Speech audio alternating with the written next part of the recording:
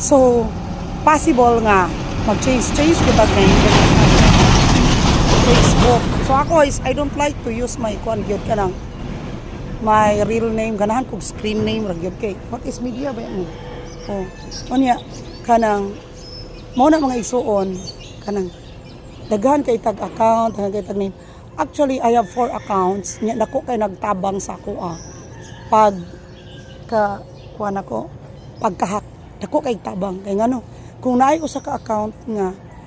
dili to siya mo kuan accept dili gina nila mahak di gina nila masulod so pwede nimo ma-decline to di gina sila makasulod gyud ka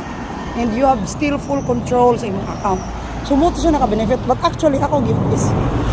hilig jud ko kanang dagang account but it's not dami kay ang dami when we say dami